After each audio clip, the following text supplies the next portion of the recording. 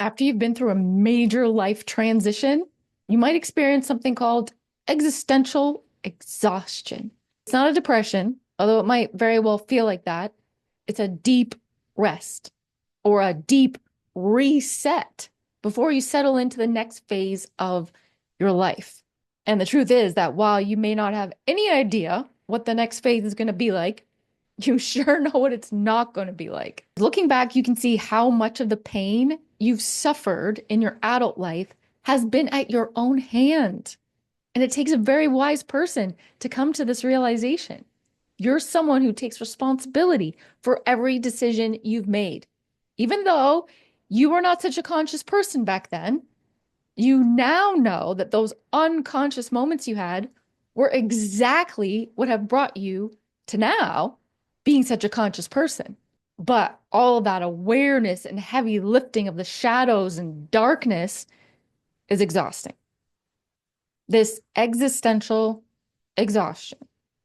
It's a deep, bone tired emptiness that you've been left with because you finished the phase that you were previously assigned to.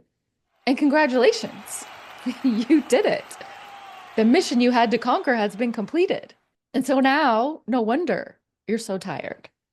Healing those wounds, learning those lessons through the suffering that you've endured has all reached its finale. But maybe now you have something new, not quite a wound, not even suffering, but something dull, like the grief you're now left with. This grief that visits many of us once we've acknowledged the path we've left behind, the people, the habits, the beliefs, the patterns, they're all gone. And now what's left is the in between. You've gained a new void, but this void is not to be filled with substance, relationships, material items. It's actually not even meant to be filled. You know that this one is meant to be allowed, to be given space to, because it's not a void like the others. This is a void that you're meeting from your wise self, not your fragile ego. It's an openness, a vastness of space that you've cleared now that your wounds of the past have been healed and reconciled. But it's this aftermath of healing that no one quite prepares you for. Because the world celebrates breakthroughs, accomplishments, but says nothing about the quiet disorientation that follows. This is very much the land of the unknown that you've secretly been waiting for. This now is the place of no return. There's no going back. That old you has expired. The new batch is brewing. And you're there in the waiting room, waiting for it to happen. Getting fidgety, bored, looking for something to do. But once you've reached this landing place, you know there's nothing to do, just to be. And that can feel a bit odd. Just being is different from just doing for the sake of doing. Acting from a place of truth is different from doing from a place of obligation. Because your whole life has been so busy, chaotic, eventful, dramatic, and quite frankly, overstimulating without you even realizing it, that it just become your norm. And now this quietness, slowness, nothingness, openness, just being in the present momentness feels strange, unwelcoming, uncomfortable, and can be difficult to adjust to.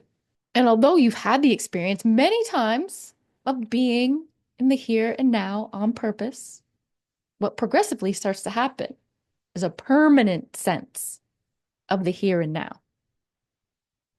It is going to become inevitable for you. And it can be somewhat disorienting if you haven't prepared well enough for it.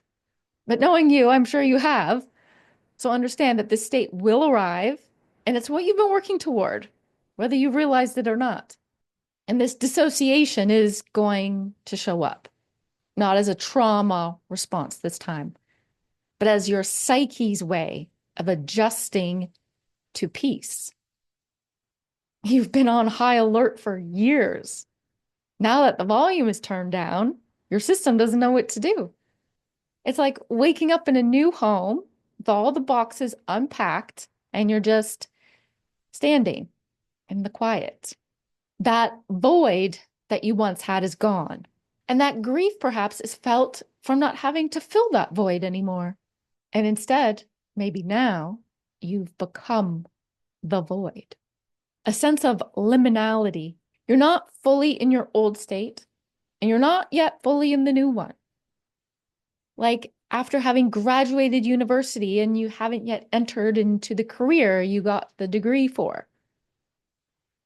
Even the brief moment between being asleep and then fully awake. These in-between states. Carl Jung described this in the individuation process, this in-between phase where the old self dissolves and the new self has not yet been formed. And you're never quite ready for that or know what to expect until you're there. And you think maybe those old ways are what's going to get you through and serve you. But let's be real. Those old ways are gone. They're not here for you to rely on anymore because you did the work. And so this is a very sacred and necessary stage that you have to embrace to reach the full development of your full self, our self-actualized state. And if you thought you'd already reached that state, well, think again. It was perhaps your ego that thought it had become self-actualized. How foolish they were. And of course they are. Because now that your soul self is being called, you realize how many doors and pathways and tunnels you still had left to enter and walk through before you could actually call yourself self-actualized. And now here you are, out there on the other side. And it's just this wide open field that somehow feels so enclosed and even claustrophobic, vast yet contained. Is this all real? A state of derealization, surreal serenity, non-dual duplexity. There's nothing left to seek. And if you are seeking, nothing will be found because you're already in it. It's something to be seen, felt, experienced, understood.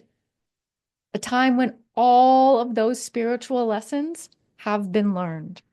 But alas, as you had already thought self-actualization had occurred all those many years ago, is this too a time when you think the spiritual lessons have all been learned as well? Or are you just beginning to know? What you've experienced has not been punishment. It's been a rite of passage. It's something that has led you to spiritual maturity. No longer spiritual growth. That has come to a very high level for you now. And you are the one who is like the chosen one. But the truth is, it's you who is the one that has chosen it.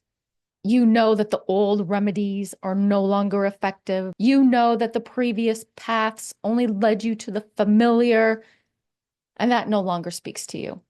When you are really living from the soul, there is this lightness and airiness that is easy, clear, and with no fear.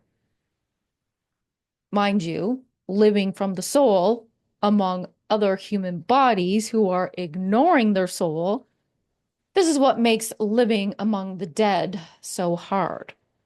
And I must say, it's quite courageous of you to have made it this far for someone like you who has always chosen to go in those places that said, do not enter, or road closed, enter at your own risk, strictly prohibited.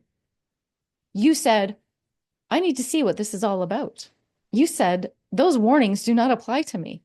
You kept entering those roads that said, do not enter, and proceeded to go at your own risk.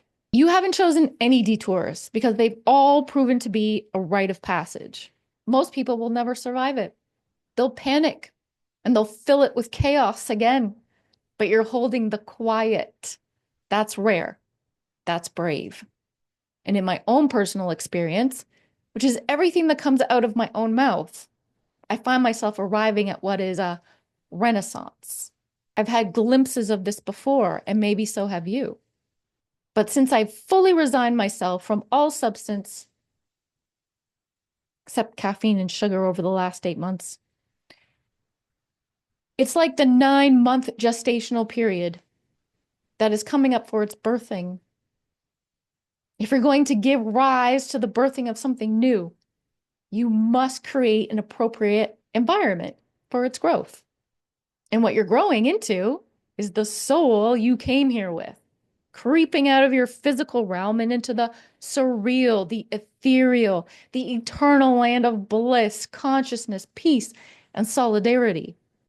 New rituals, new rhythms, and a new relationship with yourself is emerging. But this takes time. In the meantime, this exhaustion turns into boredom. Boredom turns into solitude. Solitude gives space for the freedom of your soul to fully express itself before it moves on to the next journey. Because there's always another one that will follow.